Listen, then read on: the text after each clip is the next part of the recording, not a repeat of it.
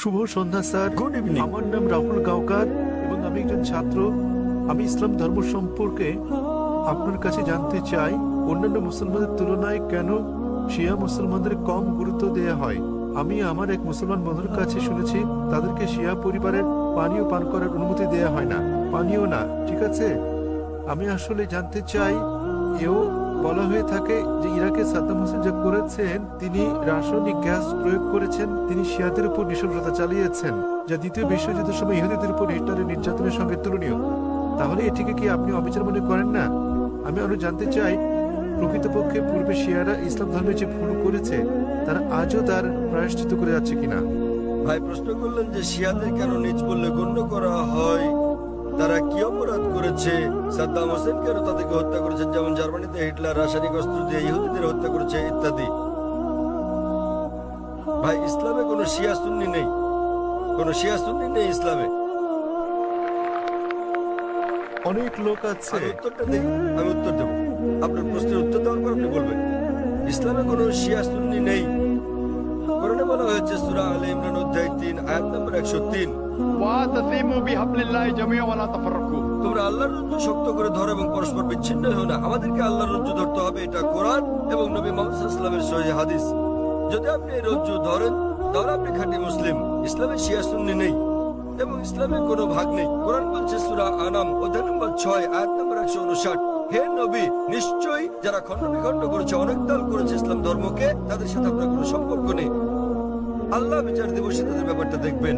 এবং আমাদের নবী মুহাম্মদ সাল্লাল্লাহু আলাইহি ওয়াসাল্লাম বলেছেন যে মুসলিমদের মধ্যে 73টি দল হবে, এর মধ্যে কেবলমাত্র একটি দল যাবে জান্নাতে। সাহাবাগণ জিজ্ঞেস করলেন কোন দলটি? যারা অনুসরণ করবে আমাকে এবং আমার সাহাবীদের, যারা কোরআন এবং নবীর সহিহ হাদিস মেনে চলবে তারা। সুতরাং কোরআন বলছে ধর্মকে খণ্ড বিখণ্ড করো না। আমাদের নবী বলেন, এমনকি কোরআনে বলা হয়েছে কিছু লোক থাকবে তারা দল সৃষ্টি করবে। কতটা? 73টা। যে দল সঠিক পথে থাকবে তারা বিভাজন সৃষ্টি করবে না। সুতরাং যে কেউ নিজেকে মুসলিম ছাড়া অন্য কিছু বললেও শব্দটি হবে মুসলিম। মুসলিম মানে যে নিজের ইচ্ছাকে আল্লাহর কাছে সমর্পণ করেছে। নবী কি ছিলেন? তিনি শিয়া ছিলেন না সুন্নি ছিলেন? তিনি কি ছিলেন? তিনি ছিলেন মুসলিম। এবং এর আগে আমি বোনকে যে জবাব দিয়েছি তাতে ছিল সূরা আলে ইমরান অধ্যায় 3 আয়াত নম্বর 64 বলা হয়েছে فقولوا اشهدوا بأننا مسلمون। সাক্ষী থাকো যে আমরা মুসলিম। বিচার করার জন্য আপনি কি করবেন? মুসলিমরা ঠিক না ভুল পথে চলছে, আপনি দেখবেন কোরআন। মোহাম্মদ, জাকির, সুলতান, আব্দুল্লাহ, যে কোনো নাম হোক, কোনো সমস্যা নেই। নিজেকে পরীক্ষা করতে বলেন, যদি সে কোরআন এবং নবীর নির্ভরযোগ্য বাণী বুখারী, মুসলিম ইত্যাদি অনুসরণ করে তাহলে সে খাঁটি মুসলিম। যদি সে নবীর প্রকৃত শিক্ষার বাইরে যায়, বুখারী, মুসলিম এবং অন্যান্য সহিহ হাদিসের বাইরে যায় এবং কোরআনের বিপক্ষে যায়, তাহলে সে প্রকৃত মুসলিম নয়। প্রকৃত মুসলিম হচ্ছে সে যে মেনে চলে কোরআন এবং নবী মুহাম্মদ সাল্লাল্লাহু আলাইহি সাল্লামের যথাযথ শিক্ষা। সুতরাং এটা জানার পর নিজেকে সে যাই বলুন না কেন, যদি না মেনে চলেন কোরআন এবং নবীর সব শিক্ষা হাদিস, তাহলে সে প্রকৃত মুসলিম নয়। আপনার প্রশ্নের দ্বিতীয় অংশ, সাদ্দাম হোসেন। প্রশ্নের মধ্যে সাদ্দাম হোসেন নেই? আছে প্রশ্নের মধ্যে? হ্যাঁ, সাদ্দাম হোসেন। সাদ্দাম হোসেন শিয়াদের হত্যা করেন। ভাই আমি জানি না তিনি শিয়াদের হত্যা করেছেন কিনা, এটা মিডিয়া বলছে। কিন্তু হোক সাদ্দাম হোসেন, হোক হিটলার, হোক জর্জ বুশ, যে কোনো নিরপরাধ মানুষকে হত্যা করে, শিয়া সুন্নি বাদ দেন, যদি সে হত্যা করে নিরপরাধ কোনো হিন্দু, নিরপরাধ খ্রিস্টান, নিরপরাধ ইহুদিকে, তাহলে সেটা বড় অপরাধ। হোক না কেন সাদ্দাম হোসেন, হোক জর্জ বুশ, হোক না হিটলার, যে কোনো নিরপরাধ মানুষকে হত্যা করে, হোক সে মুসলিম বা মুসলিম, হোক না কোনো হিন্দু বা খ্রিস্টান কিংবা ইহুদি, যদি কেউ কোনো নিরপরাধ মানুষকে হত্যা করে, সেটা হচ্ছে একটা পাপ কাজ, এটা নিষিদ্ধ। কারো সাফাই করতে আমি এখানে আসিনি। তাতে হোক তার নাম জর্জ বুশ, হিটলার, সুলতান, আব্দুল্লাহ, টম, ডিক, হ্যারি বা যে কেউ, যে কোনো নির্দোষ মানুষকে হত্যা করা সবার জন্য নিষিদ্ধ। আশা করি উত্তরটা পেয়েছেন। স্যার, তার মানে আপনি বলতে চান আমাদের শিয়া সুন্নি কিংবা বহুরি মুসলিমে বিশ্বাস করা উচিত নয়? আমি তা বলছি না। কোরআন কোন শিয়া সুন্নি নেই কোরআনে। কোরআনে মানে কোনো স্যার, বই নেই। এখানে অনেক মসজিদ আছে, অনেক মসজিদ। তাহলে আপনি তাদেরকে বলেন, তাদের জিজ্ঞেস করেন শিয়া কথাটা কোথায় আছে কোরআনে, তাকে জিজ্ঞেস করেন বহরি কোথায় আছে কোরআনে।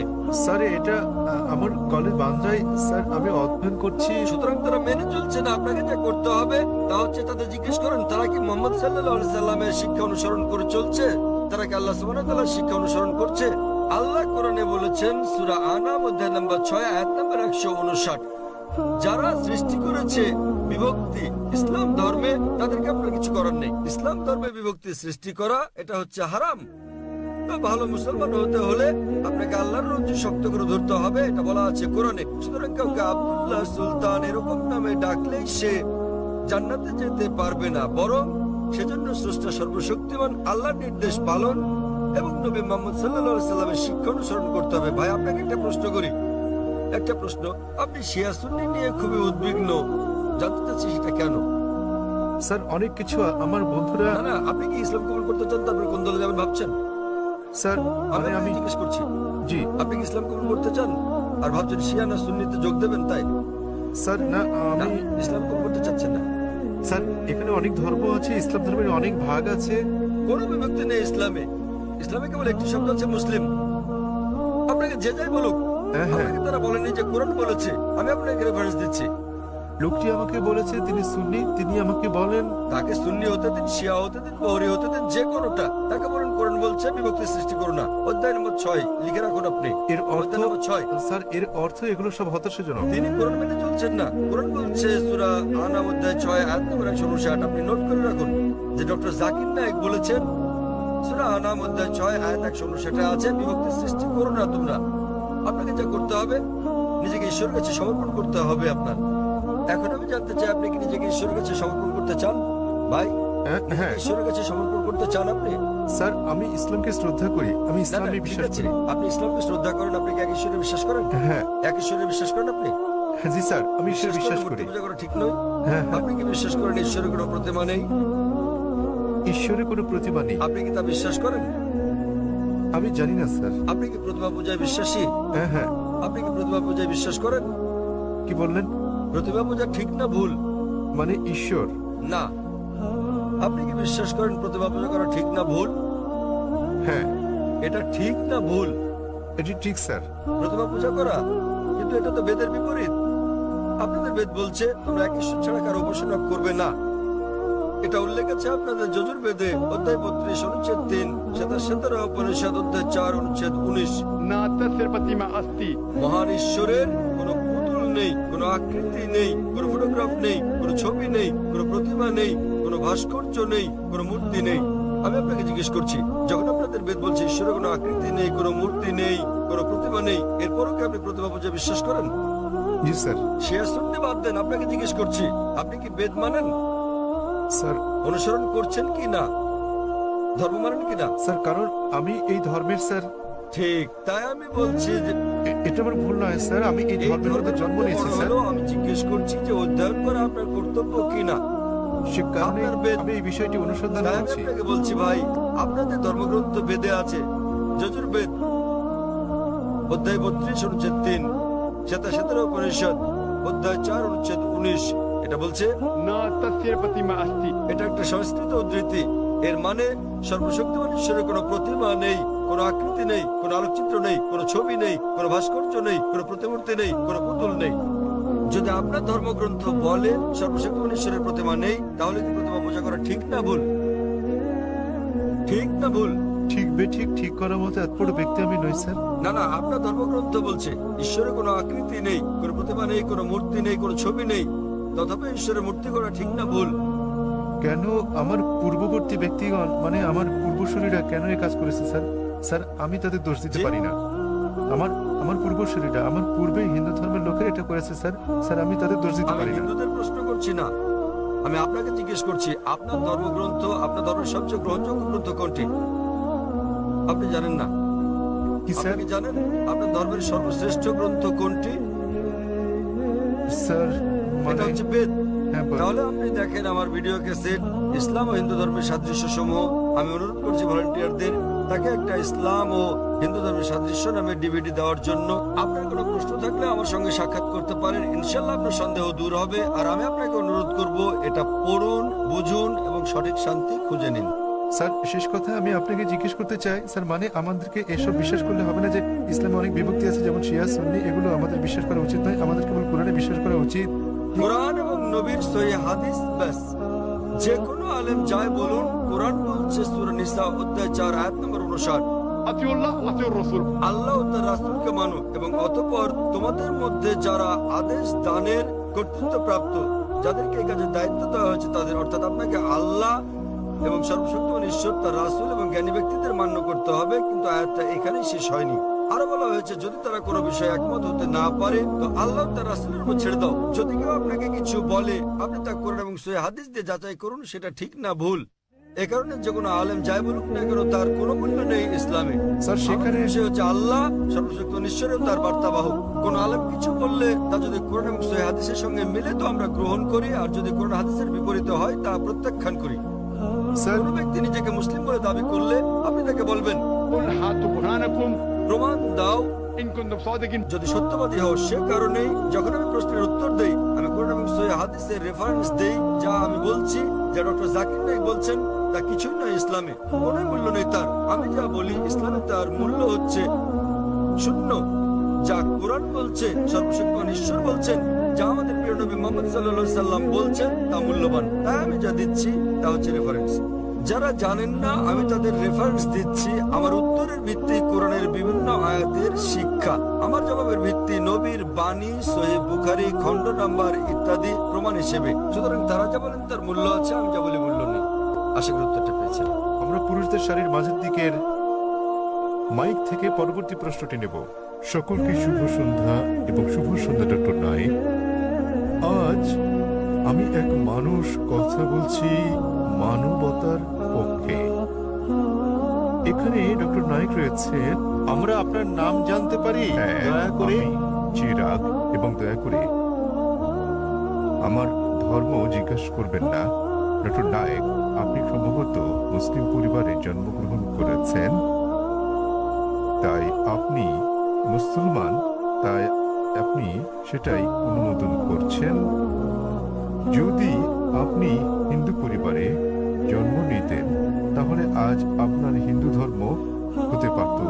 এক্ষেত্রে আমি মনে করি চরম জাতি কেন্দ্রিকতা থেকে আপনি ভাবছেন আপনার ধর্ম, সংস্কৃতি, বিশ্বাস ও ধারণা শ্রেষ্ঠ।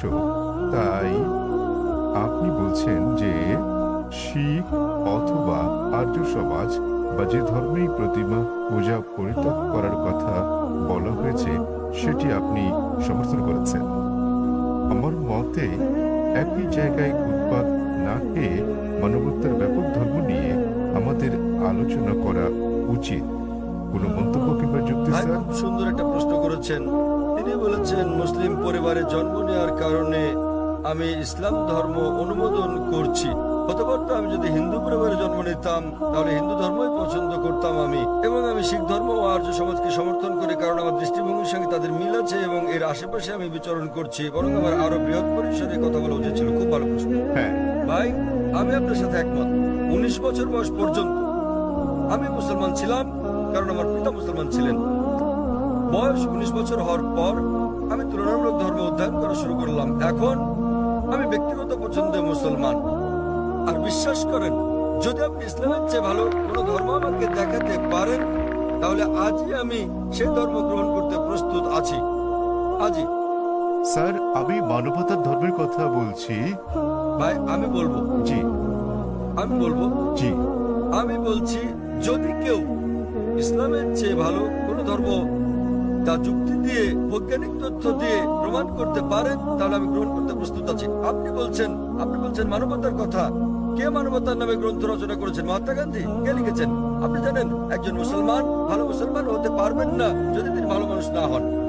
সে কথা সব ধর্মেই বলে, সব ভাই ধর্মে আমাকে বলে। শেষ করতে দিন। জি স্যার, আপনি এখানে আমার জবাব শোনার জন্য এসেছেন নাকি আপনার মত জানাতে এসেছেন? আমি একটি সুস্থ আলোচনা চাই এবং যৌক্তিক ভাই, সিদ্ধান্তে পৌঁছাতে চাই। এটা কোনো বিতর্ক প্রতিযোগিতা নয়। হ্যাঁ, একেবারে না। তাহলে আমার কখনো উত্তর বলিনি। শুনুন। উত্তর শোনার পর আপনি মন্তব্য করতে পারেন। ঠিক আছে। আমাকে শেষ করতে দিন। আপনি কথা যোগ করছেন, তার মানে আমার উত্তর আপনি শুনছেন। চালিয়ে যান। শুনুন মনোযোগ দিয়ে। জি। আপনার মনের মধ্যে মহাভারতের কাহিনী চলছে, কি করে শুনবেন? দয়া করে চালিয়ে যখন যান। আপনি আপনার প্রশ্নের সময় কি আমি আপনাকে বাধা দিয়েছিলাম? দয়া করে চালিয়ে যান। আমি কি বাধা দিয়েছি? আপনি বাধা দেননি। দয়া করে চালিয়ে যান। সবকিছু লেখা আছে, প্রশ্ন করতে আসছেন। আমি কিভাবে আমি বলেছি- আমি জবাব দিচ্ছি, শুনুন। হ্যাঁ, তাতে এটা কি? আমার জবাব। তাহলে কেন আপনি মন্তব্য করছেন? দয়া করে বলুন স্যার, দয়া করে বোঝার চেষ্টা করুন, আমাকে আপনার উত্তর বলুন। আমার উত্তর শুনলে আপনি বুঝতে পারবেন, অন্যথায় লাখ লাখ মানুষ বুঝলেও আপনি একই প্রশ্নই করে যাবেন। আমি একজন চিকিৎসক, এক ব্যক্তি একা দুটো বিষয়ের প্রতি মনোযোগ দিতে পারে না। উত্তর শুনুন, উত্তর দেওয়া হলে আর সমস্যা থাকবে না। তাহলে আপনাকে বুঝতে হবে, আপনি মানবতার কথা বলছেন, আপনি প্রথমে বলেছেন আমার ধর্ম জানতে চাইবেন না, পরে আপনি বলছেন আমি মানবতার পক্ষে।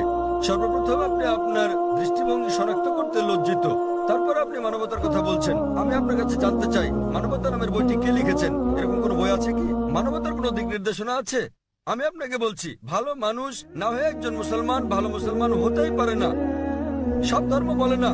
আমি বলার জন্য দুঃখিত যে আপনি অন্যান্য ধর্মগ্রন্থ অধ্যয়ন করেননি। আমি আপনাকে বলতে পারি, আমি উদ্ধৃতি দিতে পারি বেদ থেকে, অন্য হিন্দু ধর্মগ্রন্থ থেকে, বাইবেল থেকে উদ্ধৃতি দিতে পারি, যেগুলো মানবতার বিরুদ্ধে যায়। আমি অন্য ধর্মের সমালোচনা করতে আসিনি।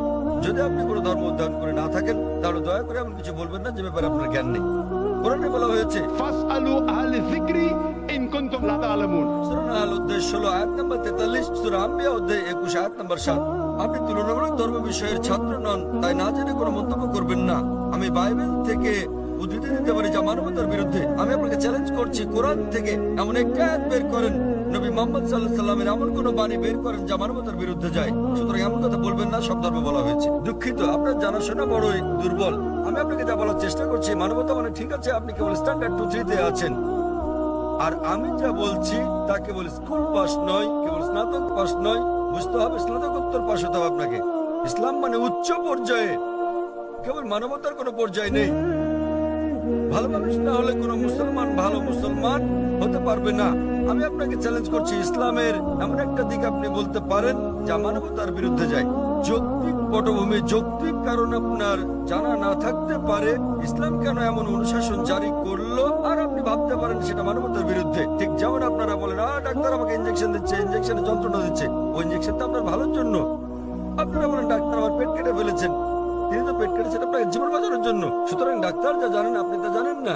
যদি আমার জন্য দুটো পছন্দ থাকে, স্ট্যান্ডার্ড 2 কিংবা 3 পাস করা অথবা স্নাতকোত্তর কোর্স করা, সেক্ষেত্রে আমি স্নাতকোত্তর কোর্সই করব। কেন মাত্র স্ট্যান্ডার্ড 2-3? মানবতা ভালো, কিন্তু ইসলাম তার চেয়ে অনেক বেশি ভালো। আপনার প্রশ্নের ব্যাপারে বলতে গেলে, আমি মুসলিম পরিবারে জন্ম নিয়েছি বলে আমি ইসলামকে অনুমোদন করছি। আমি আপনাকে বলছি, আপনাকে চ্যালেঞ্জ করছি, যদি কেউ আমাকে প্রমাণ দিতে পারে অন্য যে কোনো ধর্ম, আমি প্রধান ধর্মগুলোর বেশিরভাগই অধ্যয়ন করেছি এবং আমার মনে হয় ইসলাম সবচেয়ে যুক্তিগ্রাহ্য, মানুষের সবচেয়ে সেরা ধর্ম মানবতার। এটাই একমাত্র ধর্ম যাতে মানবতার জন্য সমাধান রয়েছে। আল্লাহ বলেন সূরা আলে ইমরান অধ্যায় নম্বর 3 আয়াত নম্বর 19, ইন্নাদ দীনা ইনদাল্লাহিল ইসলাম। সর্বশক্তিমান ঈশ্বরের কাছে একমাত্র গ্রহণযোগ্য ধর্ম ইসলাম। আর আপনার জানার জন্য বলছি, আপনার যুক্তি অত্যন্ত নাজুক। আপনি কি জানেন আমাদের 30 জনেরও বেশি আলেমের মধ্যে যারা বিশ্বের বিভিন্ন দেশের নাগরিক, তাদের 10 জনেরও বেশি মুসলিম পরিবারে জন্মগ্রহণ করেননি? আপনি কি তা জানেন? আমি এটা উত্তর জানতে চাই আপনার কাছে, আপনি কি জানেন এই মঞ্চে বক্তৃতা দানকারী 30 জনের মধ্যে 10 জনেরও বেশি মুসলিম হিসেবে জন্মগ্রহণ করেননি? আপনি জানেন? হ্যাঁ, আমি হতে পারি। আমি আপনাকে জিজ্ঞেস করছি, আপনি কি তা জানেন? না, আমি হ্যাঁ তা অথবা জানি না না। বলেন। তাহলে আপনার পুরো যুক্তি তো অসার। বিশ্বের বিভিন্ন দেশের 30 জন বক্তার মধ্যে 10 জনের বেশি আমেরিকান, 4-5 জন কানাডার, কয়েকজন ইউকের, মালয়েশিয়ার আছেন, সৌদি আরবের, সংযুক্ত আরব আমিরাতের, সোমালিয়ার এবং সুদানের বক্তা রয়েছেন, এবং এদের মধ্যে 10 জনেরও বেশির জন্ম অমুসলিম পরিবারে। তবে বেড়ে ওঠার পর কেউ কিশোর বয়সে গ্রহণ করেছেন ইসলাম, কেউ 20-এর কোঠায় গ্রহণ করেছেন ইসলাম, কেউ বা 30-এর কোঠায় গ্রহণ করেছেন। আর আল্লাহ তাদের হেদায়েত দান করেন, তারা নিজেদের পছন্দে মুসলিম হয়েছেন। সুতরাং আপনার যুক্তি, মুসলিম পরিবারে জন্মগ্রহণের কারণে আমি ইসলাম পছন্দ করি, এসব লোক জন্মগ্রহণ করেননি মুসলিম পরিবারে। তারা খ্রিস্টান পরিবারে জন্মেছেন, তারা অমুসলিম পরিবারে জন্ম নিয়েছেন, তারা ইসলাম পছন্দ করেছেন। কেন? কারণ তারা অধ্যয়ন করেছেন, তারা অন্যান্য ধর্ম অধ্যয়ন করেছেন এবং বুঝতে পেরেছেন ইসলাম জীবনের শ্রেষ্ঠ পন্থা। আমি আপনাকে অনুরোধ করছি, আপনি মানবতা সম্পর্কে পড়েন, ইসলাম সম্পর্কে জানেন এবং বের করতে চেষ্টা করেন ইসলামের কোন বিষয়টা মানবতার বিরুদ্ধে যায়। তাহলে আপনি জানতে পারবেন সবচেয়ে ভালো ধর্ম। আমি আপনার ধর্ম সম্পর্কে জিজ্ঞেস করছি না, আমি আপনাকে সর্বোত্তম ধর্মটা গ্রহণ করতে বলছি। এবং জীবনের সর্বোত্তম পথ, মানবতার একমাত্র সমাধান হচ্ছে ইসলাম। ধন্যবাদ। হ্যাঁ বোন, পেছনের দিকে। আসসালামু আলাইকুম। আমার দুটি প্রশ্ন আছে। প্রথমটি হচ্ছে, মুসলমান মেয়েরা ইসলাম ধর্ম অনুসরণ করে কেন অমুসলিমদের বিয়ে করতে পারে না? আমার আরো একটি প্রশ্ন আছে, ইসলামে এটা সিদ্ধ যে একজন পুরুষ 4 বার বিয়ে করতে পারেন। দ্বিতীয় বিয়ের ক্ষেত্রে প্রথম স্ত্রীকে কি জানাতে হয়, নাকি না জানিয়েই দ্বিতীয় বিয়ে করা যায়? বন্ধুটা প্রশ্ন করলেন, তিনি প্রশ্ন করলেন, প্রথম প্রশ্নটা হচ্ছে তার জানা মতে ইসলামে এটা আবশ্যক যে দ্বিতীয় স্ত্রী গ্রহণের আগে প্রথম স্ত্রীর অনুমতি নিতে হয়, এবং তার প্রথম প্রশ্নটা হচ্ছে যে ইসলামে কেন একজন পুরুষ অমুসলিম কোনো মেয়েকে বিয়ে করতে পারে না। আপনার প্রথম প্রশ্ন দুঃখিত, অনুযায়ী প্রশ্নটি এরকম যে মুসলিম পরিবারে জন্মগ্রহণকারী একটি মেয়ে কোনো অমুসলিমকে বিয়ে করে ইসলাম ধর্ম অনুসরণ করতে পারে কিনা। মুসলিম পরিবারে জন্মগ্রহণকারী কোনো মেয়ে কেন অমুসলিম পুরুষদের বিয়ে করে ইসলাম ধর্ম অনুসরণ করতে পারে না? কারণটা হচ্ছে এটা আমাদের স্রষ্টা আল্লাহ সুবহানাহু ওয়া তাআলার নির্দেশের বিপরীত। আল্লাহ বলেছেন পবিত্র কোরআনে সূরা বাকারা অধ্যায় নম্বর 2 আয়াত নম্বর 221 যে তোমরা মুশরিককে বিয়ে করো না যতক্ষণ না সে ঈমান আনে, মূর্তি পূজারীকে বিয়ে করো না, অবিশ্বাসীকে বিয়ে করো না যতক্ষণ না সে ঈমান আনে। এমনকি যারা ঈমান এনেছে তারা যদি কৃতদাস হয়, যারা ঈমান আনেনি তাদের চেয়ে ওই ঈমানদার অনেক অনেক ভালো। যদিও ওই মুশরিক মানুষ, ওই অমুসলিম তোমাদের মুগ্ধ করে, তবুও এমনকি যদি সে বিশ্বের সেরা সুন্দর পুরুষ হয়, সবচেয়ে ধনী ব্যক্তি হয়, আর সে যদি অমুসলিম হয় তার চেয়ে একজন মুসলিম পুরুষ সে কালো কুৎসিত কৃতদাস হলেও অনেক অনেক বেশি ভালো। একইভাবে তার বলা হয়েছে যে একজন পুরুষ কোন নারী ঈমান না আনা পর্যন্ত তাকে বিয়ে করবে না। একজন মুসলিম নারী যদি কৃতদাস হয় তবুও সে ওই মোহনীয় অমুসলিম নারী অপেক্ষা অনেক ভালো। আর যৌক্তিক কারণটা হচ্ছে বোন যে কোনো গাড়ি বা কোনো বাহনের একটি চাকা যদি হয় বাইসাইকেলের আর অপর চাকাটি হয় ট্রাকের, তাহলে কি সেটা চলবে? স্বাভাবিক চলবে না। 4টি চাকার সবকটি সমান হতে হবে।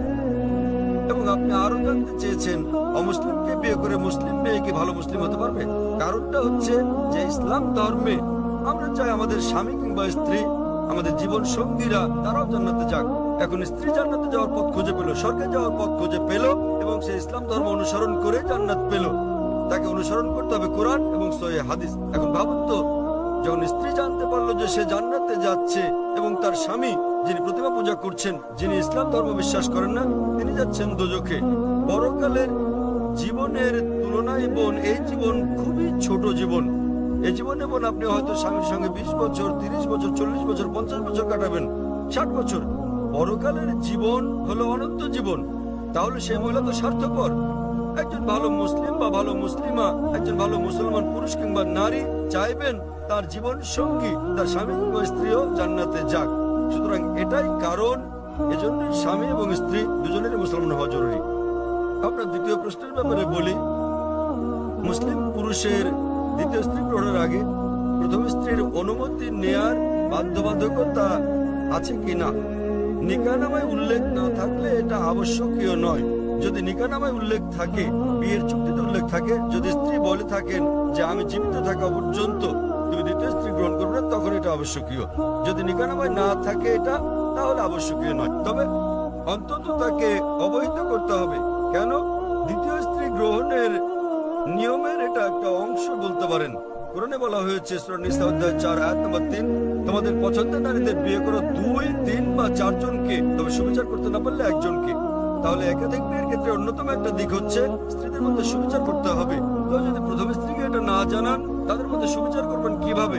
তখন হয়তো আপনি মিথ্যে বলবেন, অফিসের কাছে যাচ্ছেন, বোম্বের বাইরে যাচ্ছেন ইত্যাদি বলতে পারেন। কিন্তু যদি আপনি দ্বিতীয় বিয়ে করেন, প্রথম স্ত্রীর অনুমতি নেওয়া সেখানে আবশ্যকীয় না হলেও উভয় স্ত্রীর মধ্যে সমান আচরণের কথা ভেবে আপনাকে অন্তত বিষয়টা থেকে জানাতে হবে। আশা করি উত্তরটা পেয়েছেন। ধন্যবাদ। হ্যাঁ ভাই, আপনার নাম এবং আপনার প্রশ্ন।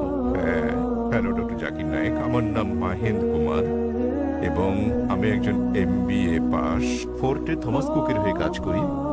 আমার প্রশ্ন নন ভেজিটেরিয়ান খাদ্য সংক্রান্ত। ইসলামে কি এর অনুমতি আছে?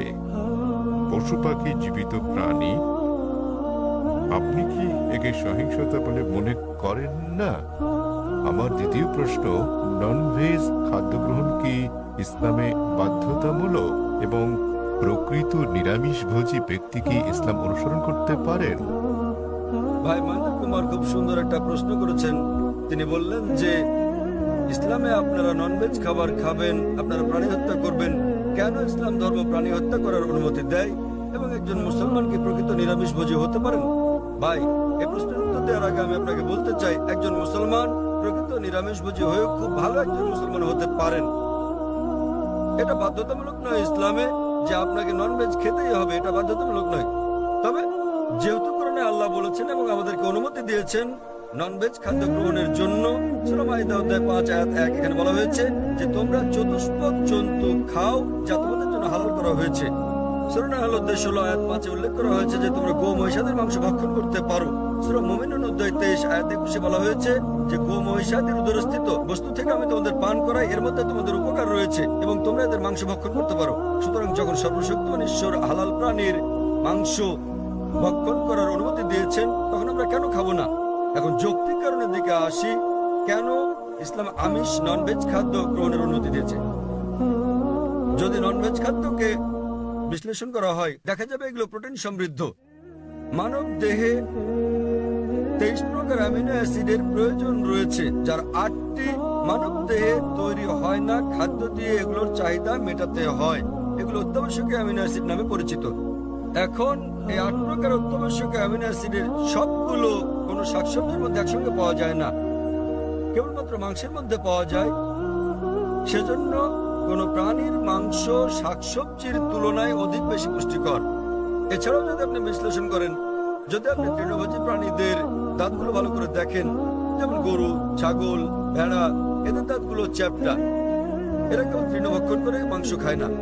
যদি আমরা ভালো করে দেখি মাংসাশী প্রাণীগুলোর দাঁত, যেমন বাঘ, চিতাবাঘ, সিংহ, দেখতে পাবো এদের দাঁতগুলো তীক্ষ্ণ, তাদের ক্যানাইন দাঁত আছে। এরা কেবল মাংস খায়, তৃণজাতীয় খাদ্য খায় না। যদি আমরা মানুষের দাঁতগুলো বিশ্লেষণ করি, আমরা আয়নার সামনে গিয়ে ভালো করে দেখি, আমাদের মানুষের চ্যাপ্টা এবং তীক্ষ্ণ 2 ধরনের দাঁতই রয়েছে। যদি সর্বশক্তিমান ঈশ্বর আমাদের কেবলমাত্র শাকসবজি খাওয়ানোর ইচ্ছে করতেন, তাহলে কেন তিনি আমাদের ক্যানাইন দাঁত দিলেন? কেন তিনি আমাদের তীক্ষ্ণ দাঁত দিলেন? কিসের জন্য? স্বাভাবিকভাবে বোঝা যায় প্রাণীজ খাবার খাওয়ার জন্য, মাংস খাওয়ার জন্য। এছাড়াও যদি আমরা মানুষের পরিপাকতন্ত্র বিশ্লেষণ করি, যদি আমরা এটাকে তৃণভোজী প্রাণীগুলোর সঙ্গে তুলনা করি, গরু, ছাগল, ভেড়া, দেখা যাবে এরা কেবল তৃণ হজম করতে পারে। মাংসাশী প্রাণী বাঘ, চিতাবাঘ, সিংহ, এদের পরিপাকতন্ত্র কেবল মাংস জাতীয় খাদ্য হজম করতে পারে, তারা তৃণ হজম করতে পারে না। মানুষের পরিপাকতন্ত্র দুটোই হজম করতে পারে। মানুষের আছে ক্ষুদ্রান্ত্র, বৃহদান্ত্র। এটা শাকসবজি হজম করতে পারে, মাংস হজম করতে পারে, দুটোই হজম করতে পারে। সর্বশক্তিমান ঈশ্বর যদি আমাদের কেবল শাকসবজি খাওয়াতে চাইতেন, তাহলে তিনি কেন আমাদের এমন পরিপাকতন্ত্র দিলেন যা উভয় হজম করতে পারে? বিশ্লেষণে দেখা গেছে হিন্দুদের অনেকের ধারণা যে হিন্দু ধর্ম মাংস জাতীয় খাদ্য খাওয়া নিষিদ্ধ করেছে। প্রকৃতপক্ষে যদি আপনি পড়েন, মনুস্মৃতিতে উল্লেখ আছে অধ্যায় নম্বর 5 শ্লোক নম্বর 30, সর্বশক্তিমান ঈশ্বর খাদ্য হিসেবে কিছু প্রাণীকে সৃষ্টি করেছেন আর কিছুকে করেছেন খাদক। যেসব প্রাণীকে খাদ্য হিসেবে সৃষ্টি করা হয়েছে সেগুলো খেলে কোনো পাপ হবে না। মনুস্মৃতি অধ্যায় 5 শ্লোক 31 বলছে যে সর্বশক্তিমান ঈশ্বর কিছু প্রাণী বলির জন্য সৃষ্টি করেছেন, তাদের জবাই করলে পাপ হবে না। মনুস্মৃতি অধ্যায় 5 শ্লোক 40 বলা হয়েছে যে বলিদানের পশু বলি দেওয়ার জন্য অনুমতি আছে, এটা ঈশ্বরের বিধান। সুতরাং হিন্দু ধর্মে প্রাণীর মাংস খাওয়ার অনুমতি আছে। বেদ ও অন্যান্য ধর্মগ্রন্থ পড়লে দেখবেন সাধু সন্তরা প্রাণীর মাংস খেতেন, এমনকি গরুর মাংস খেতেন। মহাভারত পড়লে দেখবেন অনুশাসন পর্ব অধ্যায় নম্বর 88, যখন পাণ্ডবরা একত্রে মিলিত হয়, যুধিষ্ঠির যিনি পাণ্ডবদের বড় ভাই, তিনি বিশ্বকে জিজ্ঞেস করেন যে কোন খাদ্য আমাদের যজ্ঞে পূজায় দেওয়া উচিত যাতে করে আমাদের পূর্বপুরুষ সন্তুষ্ট হয়। তো ভীষ্ম উত্তর দিলেন যে যদি আপনি লতাপাতা, গুল্ম, শাকসবজি দেন, তাহলে আমাদের পূর্বপুরুষেরা 1 মাসের জন্য সন্তুষ্ট থাকবে। যদি আপনি দেন মাছ, তাহলে 2 মাস। যদি তাদেরকে মাংস দেন তাহলে 3 মাস। যদি খরগোশ দেন তাহলে 4 মাসের জন্য। যদি ছাগল দেন তাহলে 5 মাস। যদি লবণযুক্ত শুকরের মাংস দেন তাহলে 6 মাস। যদি তাদের পাখি দেন তাহলে 7 মাস। যদি হরিণ দেন তাহলে 8 মাস। এভাবে খাদ্য তালিকা ক্রমশ বড় হতে থাকে। বলা হয়েছে যদি মহিষ দেন তো 11 মাস। যদি দেন গোমাংস আপনি, তাহলে আমাদের পূর্বপুরুষেরা পুরো 1 বছর সন্তুষ্ট থাকবে। এবং যদি ছাগলের লাল মাংস কিংবা গন্ডারের মাংস দেন, তাহলে তারা অনন্তকাল সন্তুষ্ট থাকবেন। সুতরাং হিন্দু ধর্ম মতে প্রাণীর মাংস খাওয়া কোনো পাপ নয়। হিন্দু ধর্মাবলম্বী অনেকে জীবিত প্রাণী হত্যা না করার অহিংস দর্শনে উদ্বুদ্ধ হয়ে মাংস খেতেন না, তারাও খেতে শুরু করেছেন। কিন্তু এমনকি এই অহিংস দর্শন, যেমন আপনি বলেছেন যে জীব হত্যা করা হচ্ছে পাপ, ভাই আপনি কি জানেন যে উদ্ভিদেরও প্রাণ আছে? আপনি কি এটা জানেন ভাই? জি। তাহলে জীব হত্যা যে পাপ আপনি বলেন, সেক্ষেত্রে উদ্ভিদ লতাপাতা ইত্যাদি হত্যা পাপ, তাহলে কেন আপনি সেগুলো খাবেন? একমত। একমত, খুব ভালো। এছাড়াও এমন কিছু লোক আছে যারা বলে, ঠিক আছে ভাই জাকির, আমি একমত যে উদ্ভিদেরও প্রাণ আছে, কিন্তু তারা তো ব্যথা অনুভব করে না, তাই উদ্ভিদ হত্যা করা জীবজন্তু হত্যা করার চেয়ে কম পাপ। যে বিষয়টা মনে রাখতে হবে তা হচ্ছে বিজ্ঞান আজ উন্নত, আমরা জানতে পেরেছি যে উদ্ভিদ ব্যথা অনুভব করে, কিন্তু উদ্ভিদের কান্না মানুষ শুনতে পায় না। কারণ মানুষ যে শব্দ তরঙ্গ শুনতে পায় তার মাত্রা 20 সাইকেল থেকে 20,000 সাইকেল পার সেকেন্ড পর্যন্ত, এর নিচের বা বেশি মাত্রা শব্দ তারা শুনতে পায় না। আমেরিকার এক কৃষক উদ্ভিদের কান্নাকে মানুষের শ্রবণ তরঙ্গে রূপান্তর করেছিলেন এবং উদ্ভিদগুলো কান্নাকাটি করলে পানি চাইলে তিনি বুঝতে পারতেন।